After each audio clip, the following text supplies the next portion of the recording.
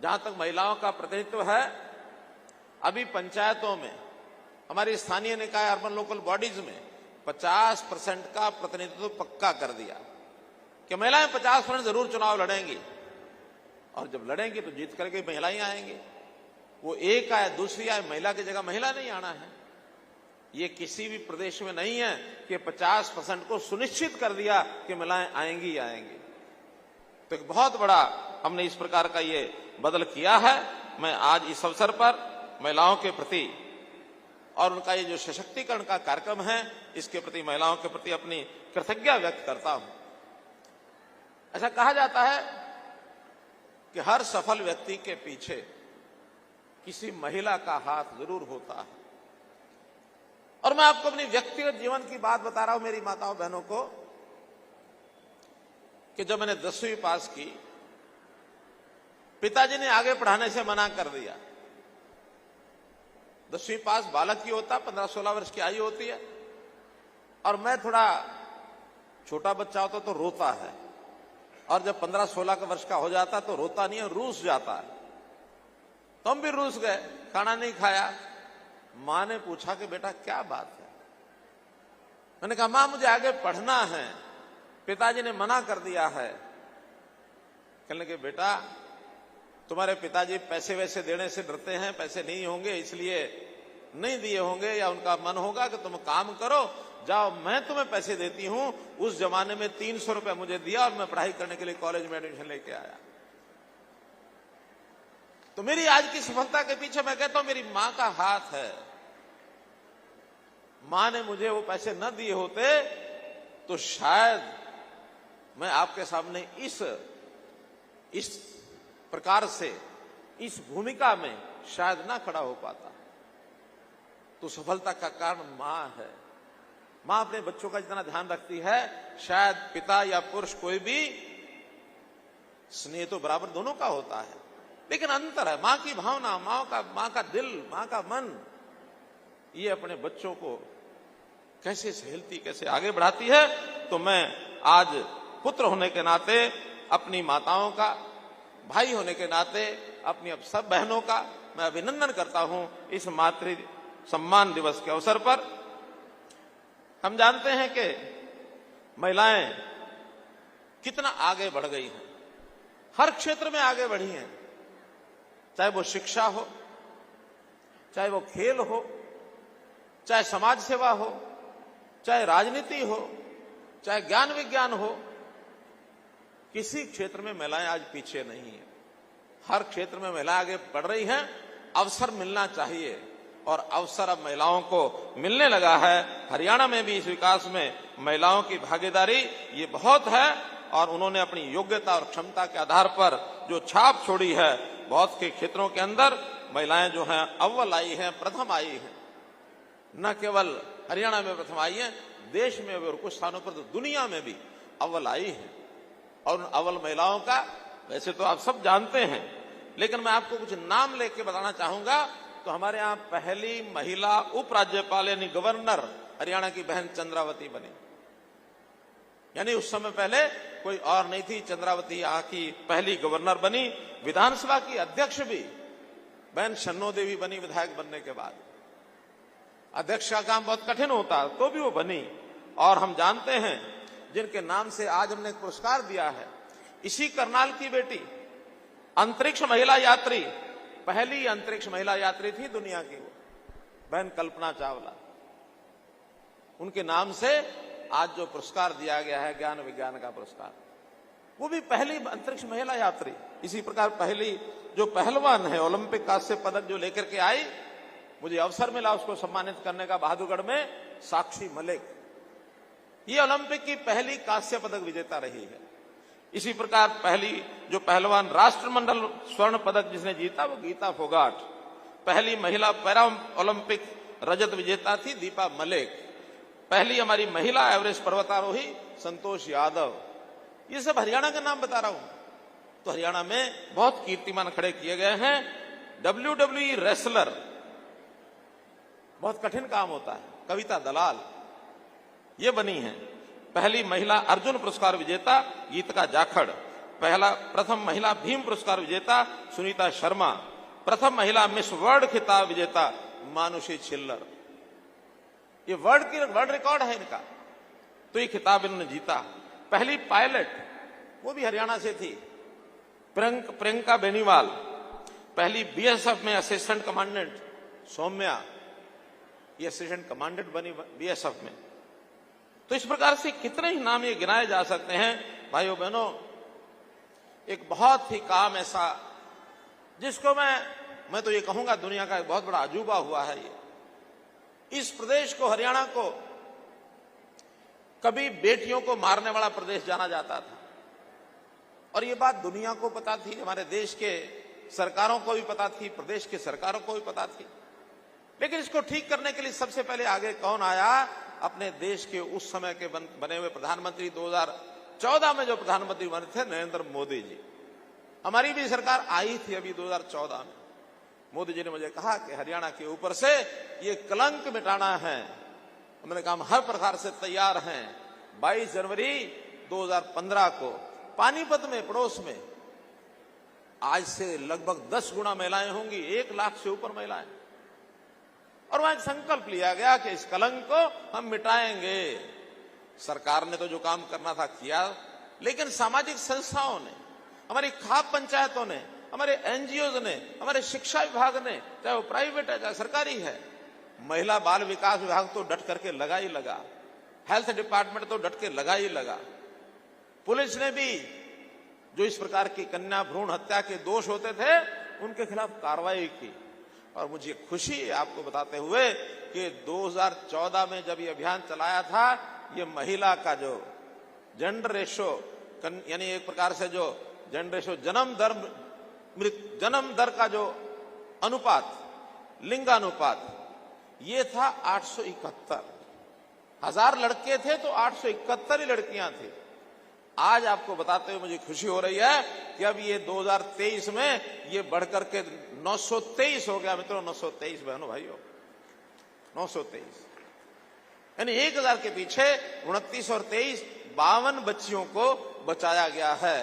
1000 पुरुष, 1000 महिलाएं, जिसमें से 52 बच्चियां बढ़ के अब इतने महीनों से, इतने सालों से ये जो काम है, लगभग 30,000 से ऊपर बच्चियां जिनको गर्भ में मारने से बचा लिया।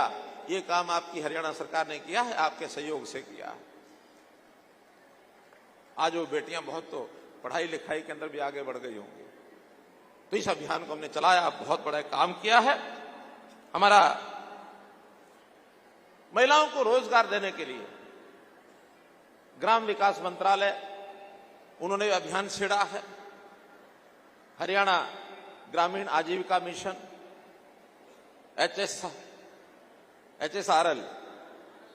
RLM, तो इस प्रकार से इसका एक बहुत बड़ा काम हरियाणा में हो रहा है।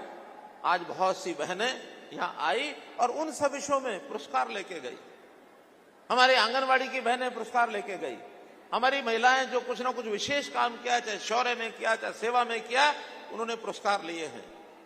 आज 154 पुरस्कार दिए गए हैं, जिनमें लगभग भागीदार 500 महिलाएं जरूर रही होंगी, बल्कि इससे ज्यादा रही होंगी। तो इतना सारा अग्रणी होकर के काम कर रहे हैं। हमारा जो ग्रामीण आजीविका मिशन है, इस मिशन के अंतर्गत सेल्फ हेल्प ग्रुप की संख्या इस समय 56,434 सेल्फ हेल्प ग्रुप की संख्या है। और इस सेल्फ हेल्प ग्रुप में 56,000 तो ग्रुप हैं। अगर 10 की भी एवरेज हम लगाएं तो 5 लाख से ऊपर बहनें इनमें काम करती हैं। और हर बहन 15,000, 20,000, 25,000, 10,000 कुछ न कुछ आजीविका कमाती है। अपने घर परिवार का खर्च चलाने के लिए बहुत बड़ा योगदान उनको हुआ है। इसमें लगातार विभाग काम कर रहा है और बहुत सी महिलाएं उद्यमी होकर के आगे निकली हैं, खेती के काम में आगे निकल गई हैं। हायरिंग सेंटर्स जो इस प्रकार के चलाते हैं वो चलाने लग गई हैं। बहुत से ऐसे वीटा बिक्री केंद्र, सेल्फ हेल्प ग्रुप की कैंटीन, बैंक सुविधा प्रदाता, तो इस प्रकार से इन लोगों को जोड़ा गया है। मैं एक निवेदन ऐसे सब सेल्फ हेल्प ग्रुप के लोगों को करना चाहता हूं। आज हमने भी सरकार के नाते एक विशेष योजना बनाई है। परिवार पहचान पत्र के माध्यम से परिवारों को छांटा है।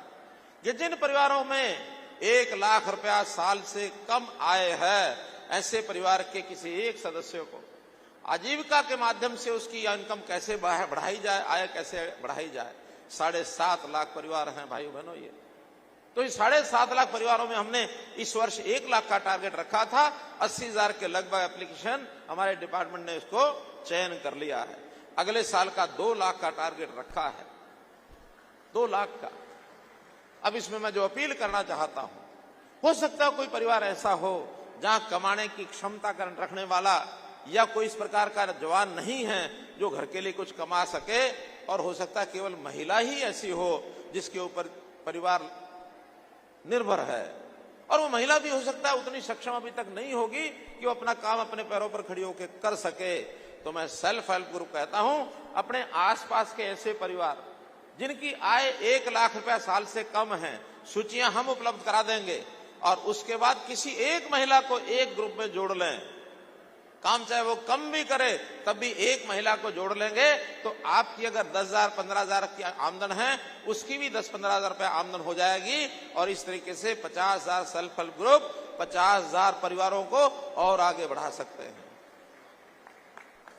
मानो हमारा टारगेट 2 लाख का है, इस 50,000 परिवारों को कम से कम सेल्फ हेल्प ग्रुप अडॉप्ट कर लें, उनके परिवारों की आय बढ़ा दें, क्योंकि हम चाहते हैं गरीब ना रहे, उसको कैसे हम उसकी आय बढ़ाएं, ताकि उसकी आदत मुफ्त लेने की बजाय अपने पैरों पर खड़ा होकर कमाई करके स्वाभिमान से माथा ऊंचा करके सीना चौड़ा करके वो भी जाके जीने का, उसका बच्चों को पालने का, बच्चों को पढ़ाने का, घर में छोटी मोटी जरूरतें पूरा करने का अवसर उसको मिले। अपनी कमाई से जब कोई आदमी काम करता है, उसकी खुशी, उसका आनंद कुछ और ही होता है। तो भाइयों बहनों, मेरा ये आपसे अपील है कि ऐसे इन सेल्फ हेल्प ग्रुप में हम लोग उनकी सहायता करें। सेल्फ हेल्प ग्रुप में सरकार भी सहायता करती है, करवाती है, बैंक भी करते हैं। अभी तक 796 करोड़ रुपया वित्तीय सहायता सेल्फ हेल्प ग्रुप को की जा चुकी है, बहुत बड़ी राशि है।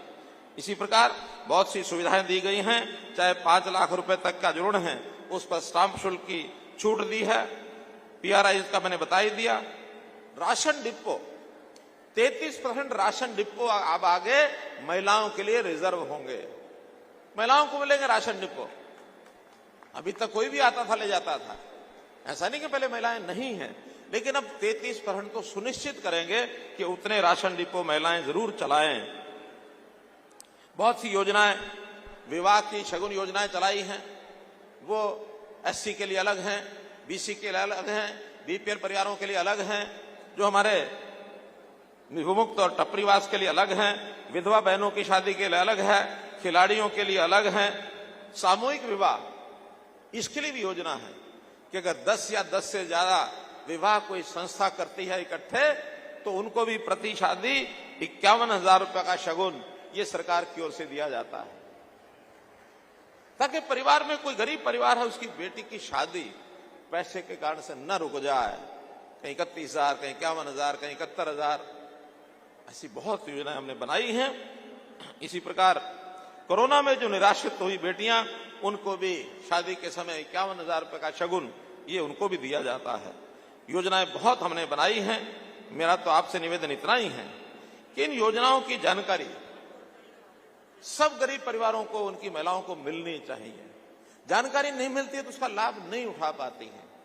आप क्योंकि पूरे हरियाणा में फैले हुए हैं, 50,000 अगर सेल्फ हेल्प ग्रुप हैं, और मान लो हमारे जैसे अब 22 जिले हैं, ऑन एवरेज भी 2,500 एक जिले में बैठती हैं। तो ऐसे सेल्फ हेल्प ग्रुप अपने अपने गांव में, शहरों में, सब जगह फैल करके ऐसे गरीबों को ढूंढो। आप न ढूंढ सकें, हमारे पास ये डाटा है, हम परिवार पहचान पत्र के हिसाब से आपको आपके एरिया की सब उन गरीब परिवारों की सूची उपलब्ध करा सकते हैं, ताकि उनकी सहायता के लिए आप आगे आएं।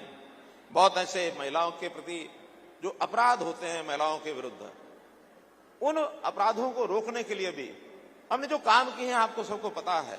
फास्ट ट्रैक कोर्ट्स ये महिलाओं के लिए बनाए गए हैं। हमने दुर्गा शक्ति ऐप, दुर्गा शक्ति वाहिनी, दुर्गा शक्ति रैपिड एक्शन फोर्स ये सब बनाए हैं। महिला थाने खोले हैं, जो कभी 2014 में 2 थाने होते थे, अब प्रदेश में 29 थाने हैं महिला थाने। महिला एसएचओ होती है, महिलाएं वहां, जिसका कोई सुनवाई करनी है महिला करती है, इन्वेस्टिगेशन भी महिला करती है, ताकि महिला किसी जनरल थाने में अपनी बात नहीं कह सकती तो महिला थाने में जाकर के खुल के कहिए, कभी ना डरिए, आप वहां जाइए, खुल के कहिए, मत डरिए।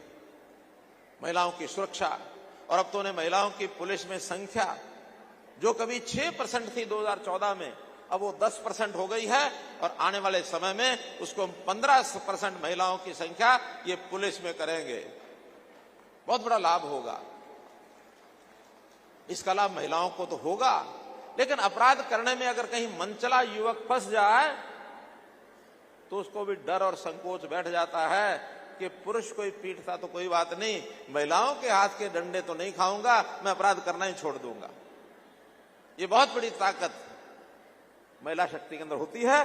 तो महिला शक्ति इस विषय को आगे बढ़ाए। हमने शिक्षा में भी महिलाओं को पीछे नहीं रहने दिया। हर 20 किलोमीटर के अंदर एक कॉलेज जरूर होगा, चाहे महिला कॉलेज हो और चाहे बीएड कोएड कॉलेज हो, ताकि किसी भी बेटी को 10 किलोमीटर से ज्यादा कहीं शिक्षा लेने के लिए न जाना पड़े। 10 किलोमीटर के अंदर ही, इस साइड में 10 किलोमीटर, इस साइड में 10 किलोमीटर, हर 20 किलोमीटर की दूरी पर कोई ना कोई एक कॉलेज जरूर है। इस नाते से हमने नए जो कॉलेज खोले हैं 72, उसमें 31 केवल महिलाओं के हैं। महिला शिक्षा में भी आगे बहुत बढ़ा रहे हैं, काम करा रहे हैं। मेरा कहने का मतलब यह है कि बहुत ऐसी चीजें हमने आगे बढ़ाई हैं। हम तो कुल मिलाकर के महिलाओं को, महिला हमारी मातृशक्ति है, इस नाते से जो आज समाज के अंदर चीजें कुछ बिगड़ने वाली होती हैं उनको ठीक करने के लिए हर प्रकार की सहायता सहयोग करने के लिए हम तैयार हैं, क्योंकि यही वो अपना देश है जिस देश में हम मातृशक्ति को देवता के समान मानते हैं। मातृदेवो भव, इस प्रकार की बात हमेशा हम कहते हैं। हम कहते हैं कि यत्र नारयन्ति पूज्यन्ते, यत्र नारेस्तु पूज्यन्ते रमन्ते तत्र देवता। नारी की पूजा जहां होती है और वहां देवता वास करते हैं। तो हमारा ये जो देश है नारी को मां की तरह पूजता है। नारी की रक्षा सुरक्षा करने के लिए हमेशा हम तैयार रहते हैं। इसलिए आज इस बात का हम संकल्प लें कि हम अपने देश में, अपने प्रदेश में नारी के विरुद्ध होने वाला कोई भी अपराध, उसको रोकेंगे। नारी का सम्मान ये हम बढ़ाएंगे। नारी की रक्षा सुरक्षा हर तरीके से करना हमारा दायित्व है। आज इस अवसर पर हजारों की संख्या में आप लोग आए और यहाँ आपने मेरी बात सुनी है।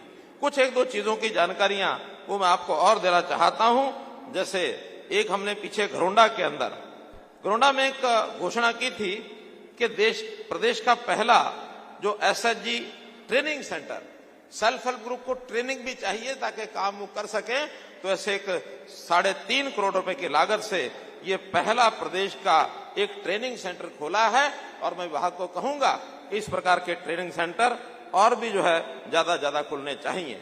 इसी प्रकार सेल्फ हेल्प ग्रुप में बहुत से प्रोडक्ट, उत्पाद ये हम बनाते हैं, निर्माण करते हैं। तो हमारी बातचीत हुई है, जो फ्लिपकार्ट लिमिटेड है कंपनी, फ्लिपकार्ट कंपनी में हमारी जो सहायता समूह बहनें हैं वो अपना जो सामान है उस डिजिटल मार्केटिंग के माध्यम से जो सारे देश में बिक सकता है वहां रजिस्टर कराइए और अपना सामान फ्लिपकार्ट लिमिटेड माध्यम से अगर हम करेंगे, हमने एक समझौता भी उनसे किया है, उस नाते से आपकी आजीविका ये बढ़ेगी।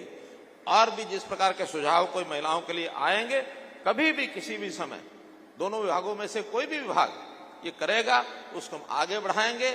अपने यहाँ एक जानकारी और मैं देना चाहता हूं कि जो असहाय बच्चे, असहाय महिलाएं, हमारे जो बाल गृह हैं, जो ऑर्फनेजेस हैं, उनमें भी रहते हैं।